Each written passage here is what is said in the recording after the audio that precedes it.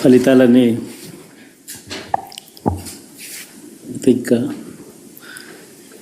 దాదాపుగా కొలిక్కొస్తా ఉన్నట్టున్నాయి.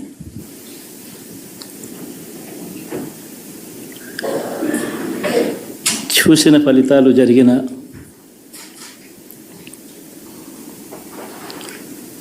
పరిస్థితులు చూస్తే నిజంగా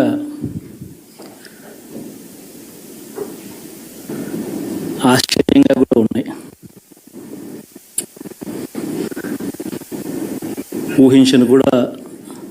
ఊహించలేదు ఇలా జరుగుతుందని, ఇలా వస్తాయని కూడా. బట్ ఎస్,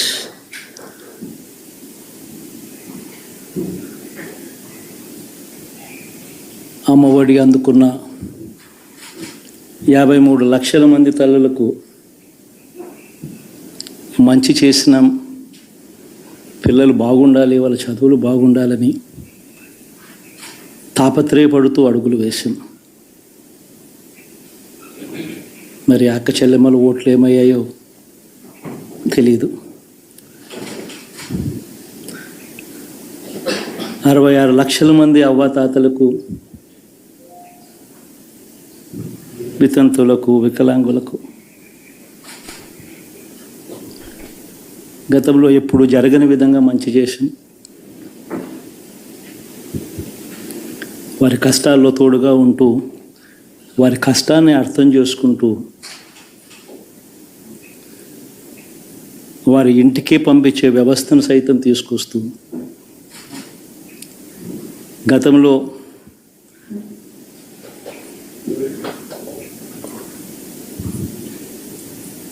మా ప్రభుత్వం అధికారంలోకి రాకమునుపు ఇస్తా ఉన్న చాలని పెన్షన్ నుంచి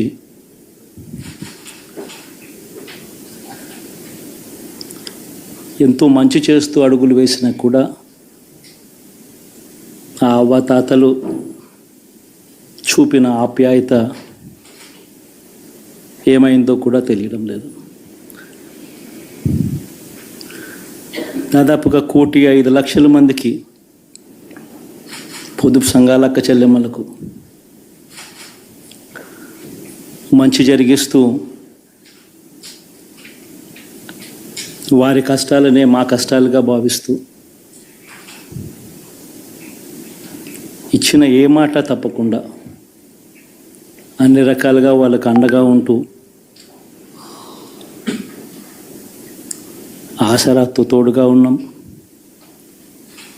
0 వడ్డీతో సైతం అండగా ఉన్నాం, చేయూత సైతం తోడుగా ఉంటూ నిలిచాం. మరి ఆ 1,05,00,000 మంది అక్క చెల్లెమ్మల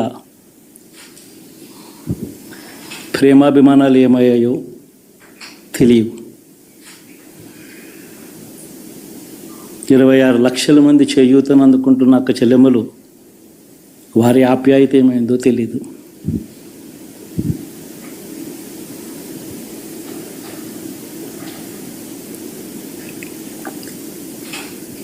పిల్లల చదువుల కోసం ఏ తల్లి ఏ తండ్రి ఇబ్బంది పడకూడదు అని మొట్టమొదటిసారిగా పూర్తి ఫీజులు ఇస్తూ తీసుకొచ్చి అందగా నిలిచాం. చదువుల్లో ఎప్పుడూ చూడని మార్పులు తీసుకొచ్చాం. దాదాపుగా 12 లక్షల మందికి సంవత్సరానికి మంచి జరిగిస్తూ, ఆ పిల్లలు ఆ తల్లుల అభిమానం ఏమైందో కూడా తెలియదు.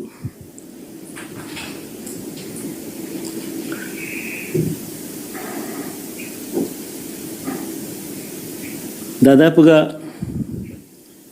54 లక్షల మంది రైతన్నలకు గతంలో ఎప్పుడూ చూడని విధంగా, జరగని విధంగా పెట్టుబడికి సహాయంగా అందించే కార్యక్రమం మొట్టమొదటిగా జరిగింది మన ప్రభుత్వం వచ్చాకే.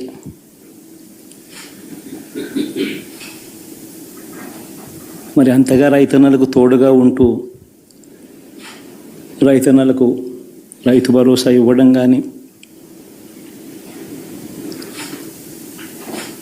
సమయానికే వారికి ఇన్పుట్ సబ్సిడీ ఎప్పుడు జరగని విధంగా సీజన్ ముగిసేలోగానే ఇచ్చే కార్యక్రమం కానీ,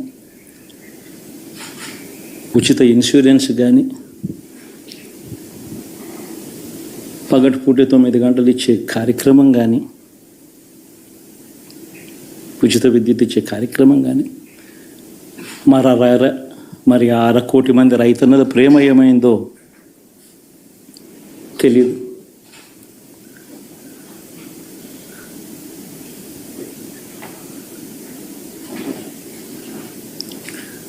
మరి ఇన్ని కోట్ల మందికి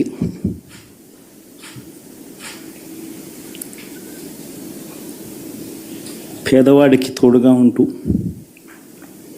ఆటో డ్రైవర్లు నడుపుకుంటా ఉన్న వాళ్ళు ఆటోలు తోలుకుంటూ టాక్సీలు తోలుకుంటూ ఇబ్బంది పడకూడదని వారికి అండగా ఉంటూ వాహనమిత్ర,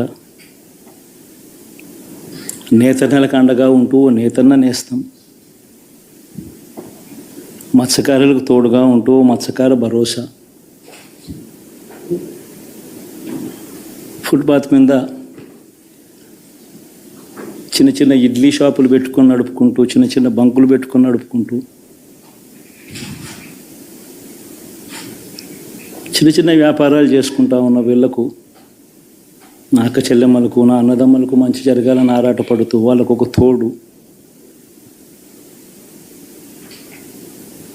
నా రజకులకు, నా నాయి బ్రాహ్మణులకు, నా టైలర్లకు అని అండగా ఉంటూ వారికి ఒక చేదోడు. మరి ఇన్ని లక్షల మందికి ఇంత మంచి చేసి, ఇన్ని కోట్ల మందికి, లక్షలు కూడా కాదు, కోట్ల మందికి మంచి జరిగించి, ఎప్పుడు జరగని విధంగా మేనిఫెస్టో అంటే ఒక చెత్తబుట్టలో పడేసే డాక్యుమెంట్ కాదు. ఒక మేనిఫెస్టో అంటే ఒక బైబిల్ అని, ఒక ఖురాన్ అని, ఒక భగవద్గీత అని మొట్టమొదటి రోజు నుంచి కూడా భావిస్తూ ఏకంగా 99% వాగ్దానాలు అమలు చేసి,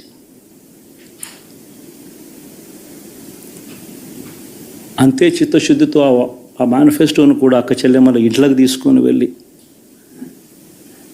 చూపించి మీరే టిక్కు పెట్టండి అనే నిబద్ధత గల ప్రభుత్వంగా పనిచేసాం. ఇప్పుడు జరగని విధంగా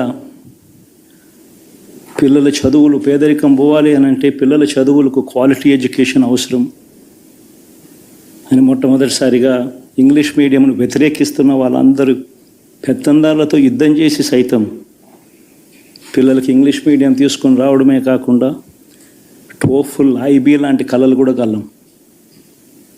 ఆ పేద పిల్లలకు అండగా నిలబడాలని, తోడుగా ఉండాలని, వారి చరిత్రలు మార్చాలని,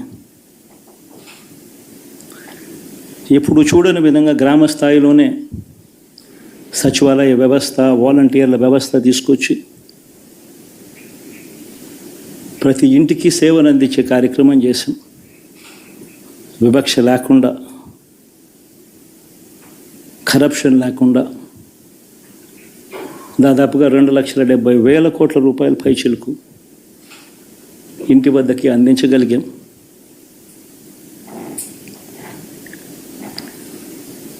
ఇప్పుడు చూడని మార్పులు తీసుకురావడమే కాకుండా ఒక చదువుల రంగం అయితేనేమి, ఒక విద్యారంగం, ఒక వ్యవసాయ రంగం అయితేనేమి, ఒక వైద్య రంగం అయితేనేమి, ఏ పేదవాడు ఎప్పుడూ ఇబ్బంది పడకూడదు అని ఎప్పుడు ఊహించని విధంగా మార్పులు తీసుకొస్తూ పేదవాడికి అండగా నిలబడగలిగాం. విమెన్ ఎంపవర్మెంట్ అంటే ఇది, మహిళా సాధికారత ఇది అంటే ఇది అని ప్రపంచానికి చాటి చెప్పగలిగాం. సోషల్ జస్టిస్ అంటే, సామాజిక న్యాయం అంటే ఇది అని ప్రపంచానికి చూపించగలిగాం. మరి ఇన్ని గొప్ప మార్పులు చేసిన తర్వాత, ఇన్ని కోట్ల మందికి మంచి జరిగిన తర్వాత మరి అభిమానం ఏమైందో, నా ఆప్యాయత ఏమైందో తెలీదు.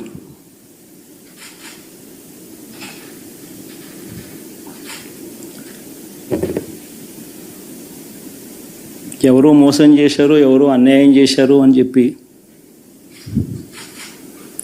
అనొచ్చు, కానీ ఆధారాలు లేవు.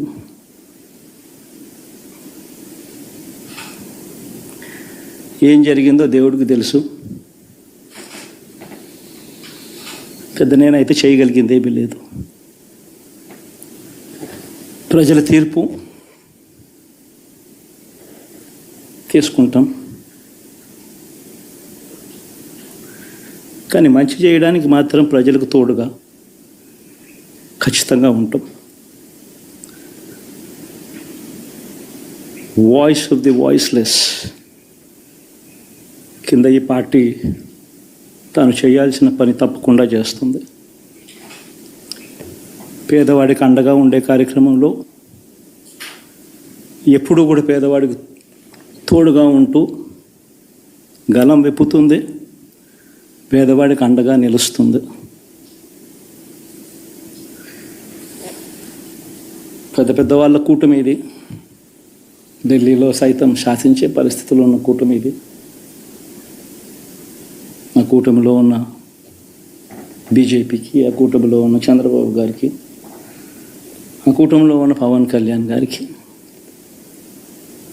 అందరికీ కూడా వాళ్ళ గొప్ప విజయానికి అభినందనలు.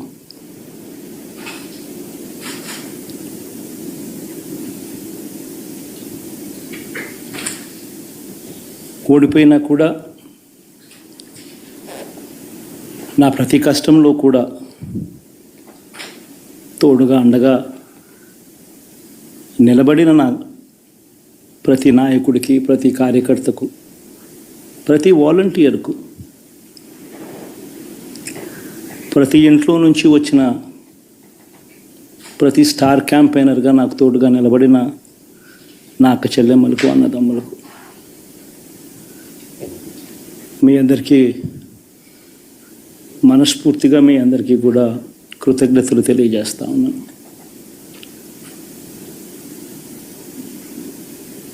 ఏం జరిగిందో తెలియదు, కానీ ఏమి చేసినా, ఎంత చేసినా ఇంకా 40% ఓటు బ్యాంకు మాత్రం తగ్గించలేకపోయారు. ఖచ్చితంగా మళ్ళీ ఇక్కడి నుంచి లేస్తాం.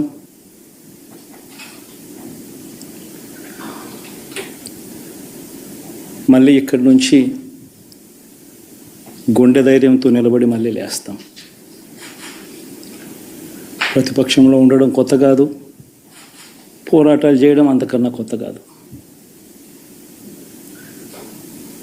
నా రాజకీయ జీవితం అంతా కూడా ప్రతిపక్షంలోనే గడిపా, ఈ 5 సంవత్సరాలు తప్ప. పోరాటాలే చేశా,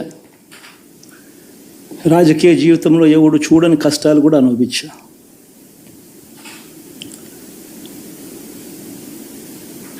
ఇప్పుడు అంతకన్నా కష్టాలు ఏదైనా పెట్టినా కూడా సిద్ధంగా ఉన్నాం, సిద్ధంగా ఎదుర్కొంటాం. ఆల్ ది వెరీ బెస్ట్ గవర్నమెంట్లోకి వచ్చిన వాళ్ళకు. Thank you.